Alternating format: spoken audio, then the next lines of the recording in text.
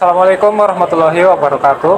Kami dari kelompok 3 akan mempresentasikan materi kami terkait sifat kelengkapan bilangan real.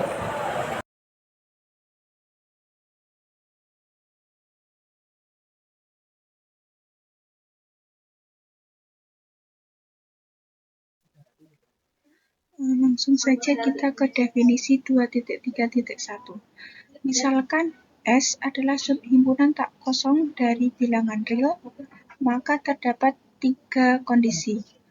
Yang pertama, U anggota bilangan real disebut batas atas dari subhimpunan S jika S kurang dari sama dengan U untuk semua S anggota subhimpunan S.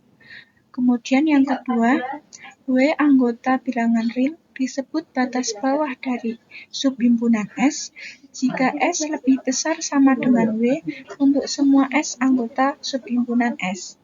Kemudian yang ketiga, jika subhimpunan S terbatas di atas dan di bawah, maka subhimpunan S dikatakan terbatas. Dan jika subhimpunan S tidak terbatas di atas dan di bawah, maka subhimpunan S dikatakan tidak terbatas. Baik, untuk definisi yang kedua, jika S merupakan subhimpunan tak kosong dari bilangan real, nah ini ada 2 kondisi. Jika S terbatas atas, maka batas U dikatakan supremum atau batas atas terkecil apabila ia memenuhi 2 kondisi berikut.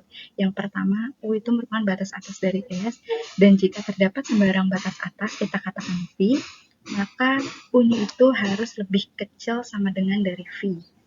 Lalu yang kedua, jika S terbatas bawah, maka W dikatakan infimum atau batas bawah terbesar dari S jika memenuhi 2 kondisi. Yang pertama, W merupakan batas dari S, merupakan batas bawah. Lalu apabila ada batas bawah yang lainnya, kita katakan T, maka haruslah T-nya lebih kecil dari W, sehingga nantinya W merupakan batas bawah terbesar. Nah, bisa kita lihat dari gambar untuk lebih memperjelas. Jadi di sini ada himpunan S, yang ini adalah himpunan S, dan bagian sini artinya merupakan batas atas dari S. Nah, untuk menentukan yang mana supremum, karena supremum itu adalah batas atas terkecil, maka dari batas atas ini kita cari yang paling kecil. Nah, posisinya di sini, sehingga inilah yang dikatakan supremum dari S. Lalu untuk batas bawah ini adalah batas bawah. Nah, untuk menentukan infimumnya atau batas bawah terbesar, maka kita cari nilai terbesar dari batas bawahnya. Nah, posisinya di sini, sehingga dikatakan ini adalah infimum dari S-nya.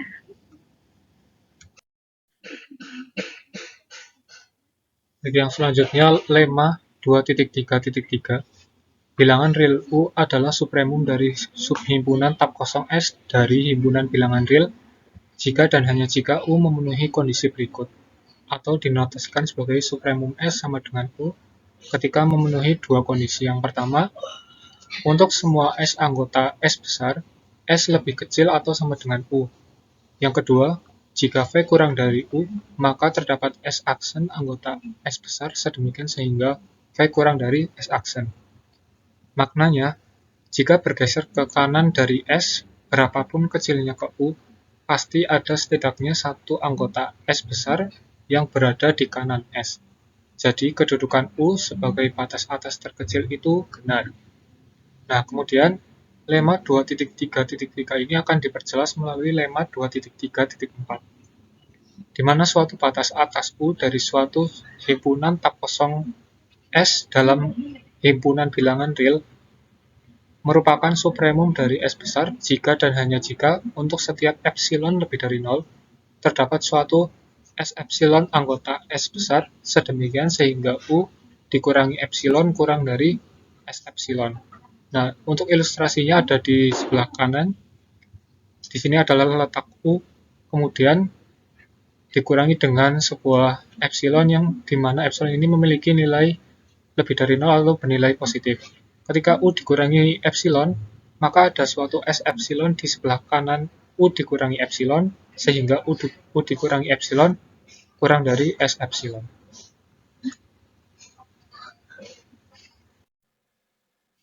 Untuk selanjutnya yaitu sifat kelengkapan R, yaitu setiap himpunan tak kosong dari bilangan real yang memiliki suatu batas atas juga memiliki supremum di R. Dengan demikian, himpunan tak kosong supremum S sama dengan himpunan minus S untuk S elemen S terbatas atas, yang berakibat bahwa U sama dengan supremum S terdapat dalam R dengan minus U merupakan infimum dari S. Oke, selanjutnya kita masuk ke latihan soal dari materi sifat kelengkapan bilangan R. Di sini terdapat 5 latihan soal yang akan dibahas lebih lanjut di slide setelahnya.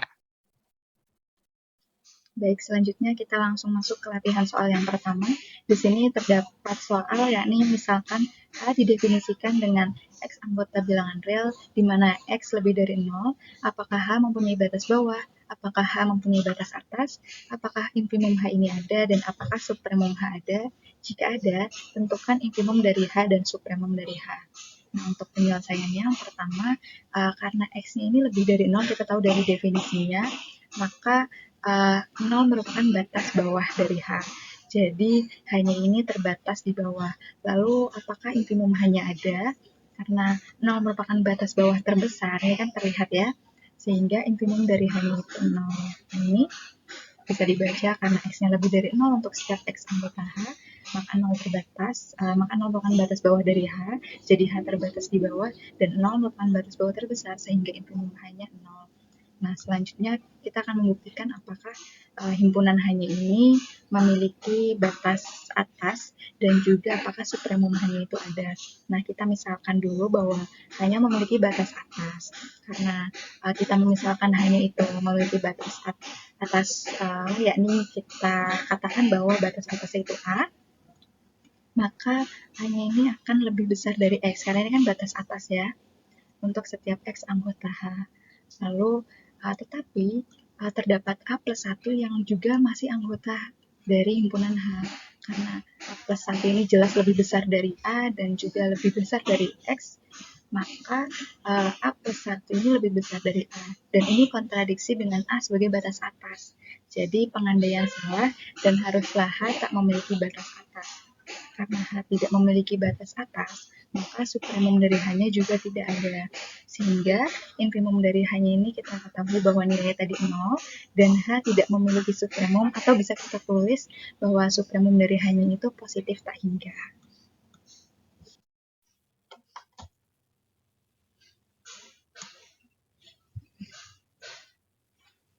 Untuk soal yang nomor 2, misalkan S adalah suatu himpunan yang memiliki batas bawah. Buktikan bahwa suatu batas bawah W dari S merupakan suatu infimum dari S jika dan hanya jika untuk setiap epsilon lebih dari 0, terdapat T anggota S besar sedemikian sehingga T kurang dari W ditambah epsilon. Nah, untuk membuktikannya, kita akan membuktikan dengan menggunakan pembuktian dua arah. Untuk arah yang pertama, kita mengasumsikan bahwa W adalah infimum dari S. Kita tahu bahwa W adalah batas bawah terbesar dari S. Dari sini kita ambil epsilon lebih dari 0. Jika kita asumsikan tidak ada T anggota S dengan T kurang dari W ditambah epsilon, maka semua elemen S anggota epsilon memenuhi S lebih dari sama dengan W ditambah epsilon. Tetapi, itu berarti bahwa W ditambah epsilon juga merupakan batas bawah dari S besar. Karena W ditambah epsilon lebih dari W, hal ini bertentangan dengan asumsi bahwa W adalah batas bawah terbesar. Jadi, asumsi bahwa tidak ada T anggota S dengan T kurang dari W ditambah epsilon adalah salah. Oleh karena itu, pasti ada T anggota S dengan T kurang dari W ditambah epsilon. Nah, untuk pembuktian arah yang pertama ini sudah terbukti.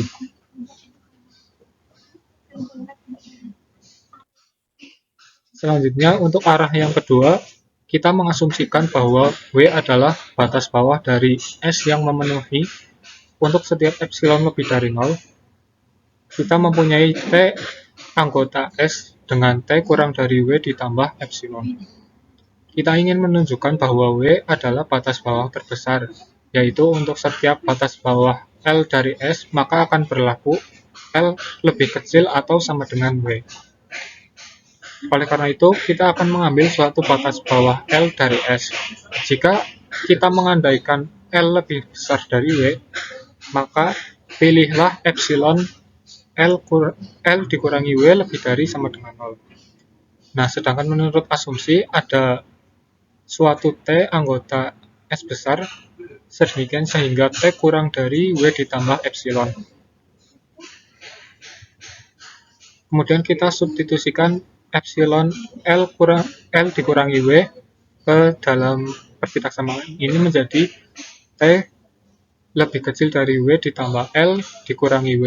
Kemudian W-nya dioperasikan habis menjadi T kurang dari L.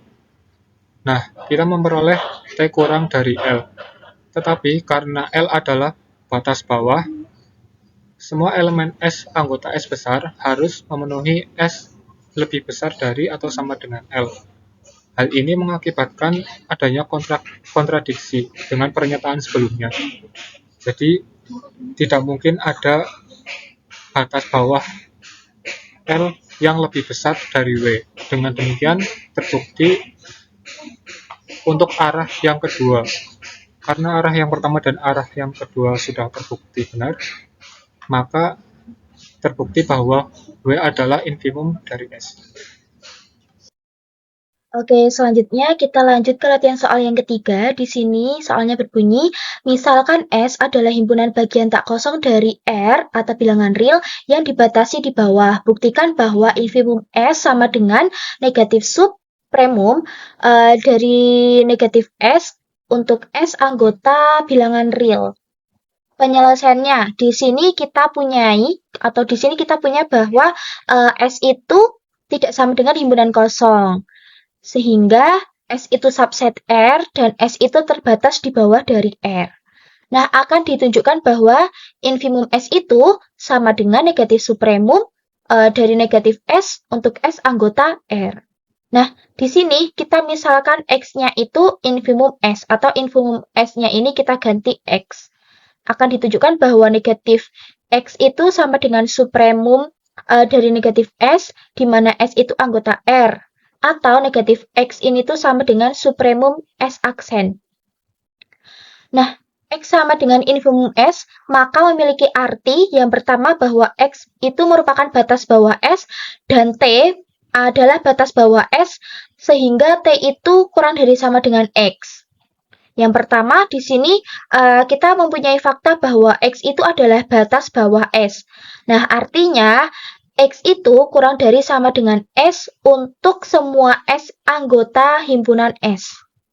Nah, kemudian X kurang dari sama dengan S itu kita kalikan dengan negatif 1 sehingga dihasilkan negatif X lebih dari sama dengan negatif S untuk semua negatif S anggota himpunan S aksen.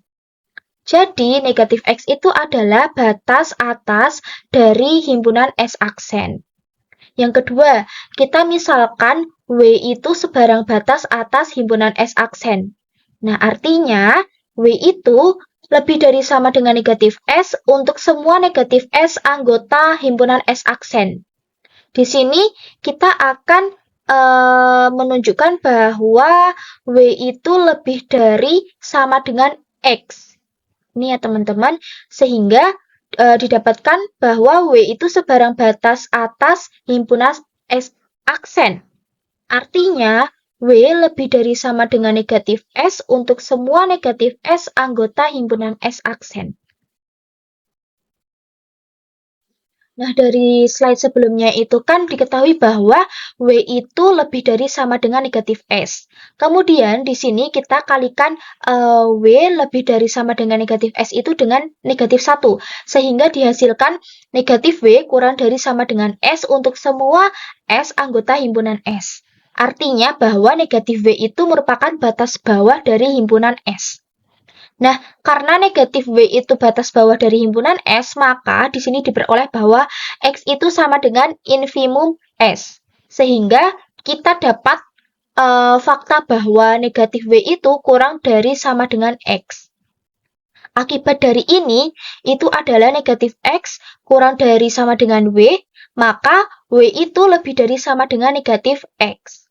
Karena negatif X itu batas atas dari himpunan S aksen dan W itu sebarang batas atas X aksen, maka negatif S itu akan kurang dari sama dengan W dan maka diperoleh bahwa W itu lebih dari sama dengan negatif X. Nah, akan diperoleh fakta bahwa yang pertama, negatif X itu adalah batas atas himpunan S aksen, dan yang kedua, W kurang dari sama dengan negatif S untuk semua negatif S anggota himpunan S aksen. Sehingga W itu lebih dari sama dengan negatif X. Jadi, menurut definisi 2.3.2.A diperoleh bahwa negatif X itu adalah supremum dari S aksen. Jelas bahwa negatif X itu sama dengan supremum S aksen, sehingga negatif X itu sama dengan supremum dari negatif S untuk S anggota himpunan S. Kemudian kita kalikan dengan negatif 1 sehingga diperoleh X sama dengan negatif supremum untuk negatif S dari S anggota himpunan S aksen. Kemudian di sini sesuai dengan yang kita permisalkan di awal tadi, sehingga X ini kita ganti dengan infimum S. Nah, dan diperoleh infimum S itu sama dengan negatif supremum dari negatif S untuk S anggota himpunan S. Jadi terbukti bahwa infimum S itu adalah atau sama dengan negatif supremum dari negatif S untuk S anggota himpunan S. Baik, untuk soal nomor 4 yaitu misalkan S sama dengan himpunan X elemen R di mana X lebih dari 5, tunjukkan S mempunyai batas bawah tetapi tidak mempunyai batas atas. Tunjukkan pula infimum S sama dengan 5. Langkah penyelesaiannya yang pertama yaitu akan ditunjukkan S1 mempunyai batas bawah. Karena X sama dengan 5, maka Y elemen R dengan Y kurang dari sama dengan 5 adalah batas bawah himpunan S1. Kemudian langkah yang kedua yaitu akan ditunjukkan S1 tidak mempunyai batas atas. Misalkan U sebagai batas S1, maka U lebih dari sama dengan 5. Sehingga U lebih dari U plus 1 dan U kurang dari 5. Maka U bukanlah batas atas himpunan S1. Oleh karena itu, S1 tidak mempunyai batas atas. Yang ketiga akan ditunjukkan infimum S sama dengan 5. Karena X lebih dari 5, maka infimum S1 sama dengan 5. Oleh karena itu, S terbukti mempunyai batas bawah tetapi tidak mempunyai batas atas dan memiliki infimum atau batas bawah terbesar yaitu 5.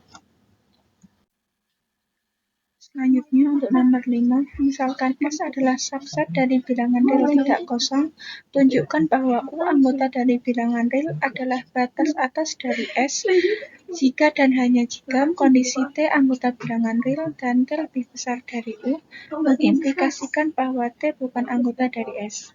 Untuk penyelesaiannya kita menggunakan penyelesaian dua arah. Yang pertama, jika U adalah batas atas dari S, maka T lebih besar dari U dan T bukan anggota dari S. Kita misalkan U adalah batas atas dari S. Artinya, untuk setiap S anggota dari subhimpunan S, maka S itu kurang dari sama dengan U. Kemudian ambil T anggota dari bilangan real dengan T lebih besar dari U. Kemudian jika T anggota dari S, maka T kurang dari sama dengan U karena U adalah batas atas. Untuk T lebih besar dari U bertentangan dengan pernyataan tersebut. Jadi tidak mungkin T anggota S. Maka untuk T lebih besar dari U, maka T bukan anggota dari S. Kemudian yang kedua, jika T lebih besar dari U, maka T bukan anggota dari S. Maka U adalah batas atas dari S. Kita misalkan untuk setiap T anggota bilangan real, jika T lebih besar dari U, maka T bukan anggota dari S. Akan ditunjukkan bahwa U adalah batas atas S. Artinya, S kurang dari sama dengan U, untuk semua S anggota dari subhimpunan S. Kita ambil sembarang S anggota subhimpunan S. Jika S lebih besar dari U, maka dengan pernyataan S bukan anggota dari subhimpunan S, kontradiksi karena kita memilih S anggota dari S. Jadi, untuk S tidak bisa lebih besar dari U, karena ini berlaku untuk semua S anggota subhimpunan S, maka U adalah batas atas dari S. Jadi, karena sudah terbukti dua arah, maka terbukti bahwa U batas atas dari S jika dan hanya jika T lebih besar dari U, maka T bukan anggota dari S. Berikut merupakan referensi yang kelompok kami gunakan dalam pembuatan materi serta latihan soal terkait sifat kelengkapan bilangan real.